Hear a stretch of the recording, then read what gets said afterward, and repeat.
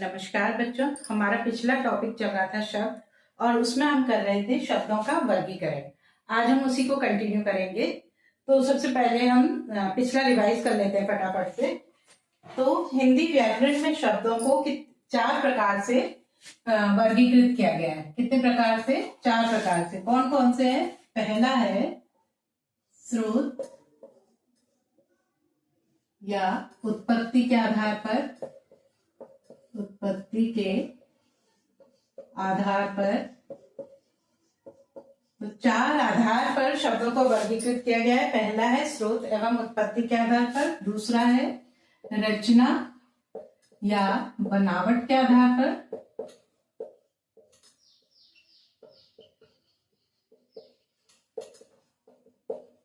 और तीसरा है रूप या प्रयोग के आधार पर, प्रयोग के आधार पर, और चौथा है अर्थ के आधार पर, अर्थ के आधार पर। तो हिंदी व्याकरण में शब्दों को 4 आधारों पर वर्गीकृत किया गया है। कौन कौन से हैं वे? स्रोत या उत्पत्ति के आधार पर, रचना या बनावट के आधार पर, रूप या प्रयोग के आधार पर, और अर्थ के आधार पर। तो इन 4 आधारों पर शब्दों को वर्गीकृत किया गया है। सबसे पहले स्रोत या उत्पत्ति के आधार पर। तो इस आधार पर भी शब्द कितने प्रकार के? 4 प्रकार के। पहला है तत्सम शब्द। तत्सम शब्द क्या होते हैं? वो शब्द जो संस्कृत से हिंदी में आए हैं। तो संस्कृत के शब्द क्या कहलाते हैं? तत्सम शब्द कहलाते हैं। फिर है तद्भव शब्द। तद्भव शब्द क्या है? वे शब्द जो संस्कृत भाषा के शब्द थे, जो रूप परिवर्तित होकर के हिंदी में आए। संस्कृत के शब्द जो रूप परिवर्तित होकर हिंदी में आए, वे तद्भव शब्द कहलाते हैं। फिर है देशज शब्द। देशज शब्द क्या होते हैं? वे शब्द जो हमारे देश के विभिन्न हिस्सों में बोले जाने वाली बोलियों के जो शब्द थे, वे शब्द क्या कहलाते हैं? देशज शब्द कहलाते हैं। उसके बाद है विदेशी या आगत शब्द, या विदेशज शब्द भी कहते हैं इन्हें हम, विदेशज शब्द। तो जो विदेशी भाषाओं के जो शब्द हिंदी भाषा में आए, वे क्या कहलाते हैं? विदेशी या आगत शब्द कहलाते हैं। ठीक है। उसके बाद आता है रचना एवं बनावट के आधार पर। अब है शब्दों का वर्गीकरण रचना एवं बनावट के आधार पर। रचना या बनावट के आधार पर।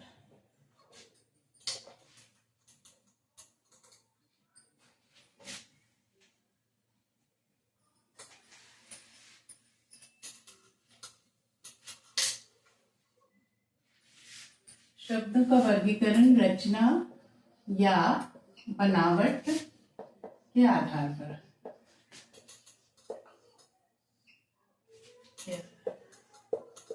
इस आधार पर भी शब्द कितने प्रकार के हैं?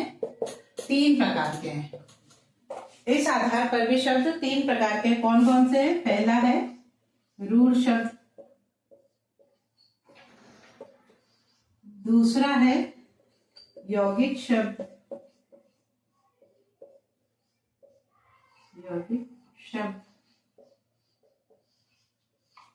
तीसरा हो गया योग रूढ़ शब्द, योग रूढ़ शब्द।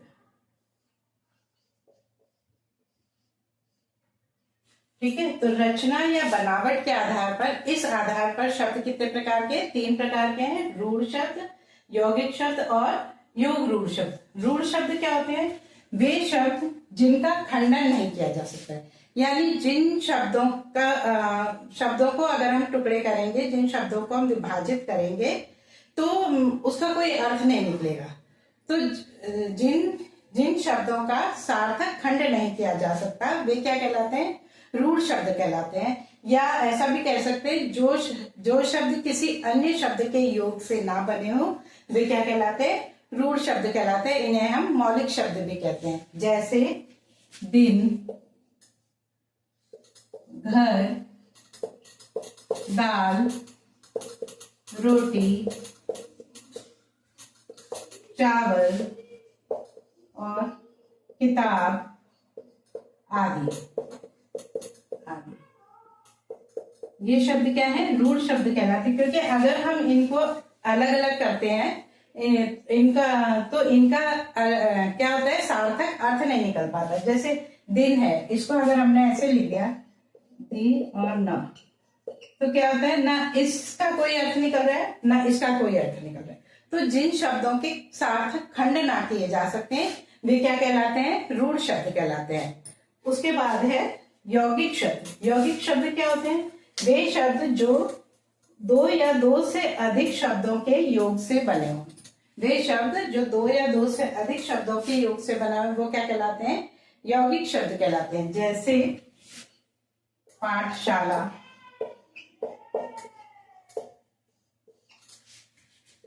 रसोई घर, विद्यालय,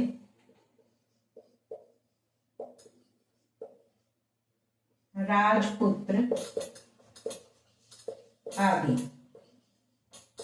तो ये क्या है, ये दो शब्दों के योग से बने हुए ये शब्द। जैसे पाठ और शाला, इन दोनों से मिलकर क्या बन गया, पाठशाला।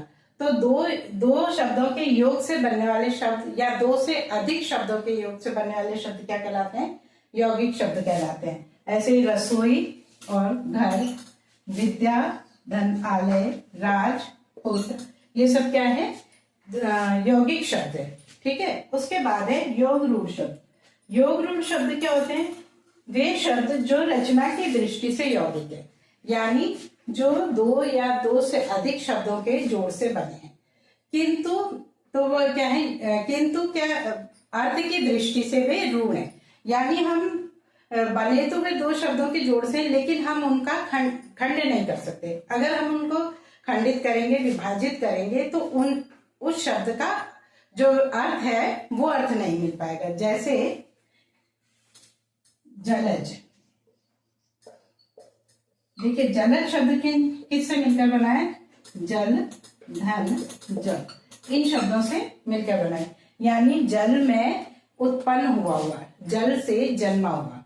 अब देखिए जल से जन्मा हुआ, जल से उत्पन्न तो बहुत सारी चीजें होती है, बहुत सारे वनस्पति हैं, बहुत सारे जीव जंतु हैं जो जल में उत्पन्न होते हैं। लेकिन क्या हम सबको जलज कहते हैं, नहीं। हम जलज किसको कहते हैं, केवल कमल को। जलज किसे कहते हैं हम, कमल को। तो इस अर्थ से, अर्थ की दृष्टि से ये क्या हो गया, रूढ़ है। तो क्योंकि ये दो शब्दों के योग से बना है, यानी ये शब्दों के योग से बना है, तो यौगिक शब्द है, किंतु अर्थ की दृष्टि से ये क्या हो गया, रूढ़ हो गया। तो ऐसे शब्द क्या कहलाते हैं, योग रूढ़ शब्द कहलाते हैं। तो जो शब्द दो या दो से अधिक शब्दों के जोड़ से बने हो किंतु रूढ़ हो, तो ऐसे शब्दों को हम क्या कहते हैं, योग रूढ़ शब्द कहते हैं। ऐसे ही जैसे पीतांबर, पीतांबर का अर्थ क्या होता है, पीत, सामान्य अर्थ क्या है, या उसका जो शाब्दिक अर्थ है वो क्या है, पीत, धन, अंबर, यानी पीले वस्त्र। ठीक है। तो पीला वस्त्र, तो जितने भी लोग पीले वस्त्र पहनते हैं उन्हें हम पीतांबर नहीं कहते। पीतांबर हम किसे कहते हैं, भगवान विष्णु को। तो इस दृष्टि से ये क्या हो गया, इस दृष्टि से ये शब्द क्या है, योग रूढ़ है। तो योग रूढ़ शब्द क्या होते हैं, वे शब्द जो यौगिक होते हुए भी रूढ़ है, यानी जो दो या दो से अधिक शब्दों के जोड़ से बने हैं किंतु अर्थ की दृष्टि से रूढ़ है। तो ऐसे शब्द क्या कहलाते हैं, योग रूढ़ कहलाते हैं।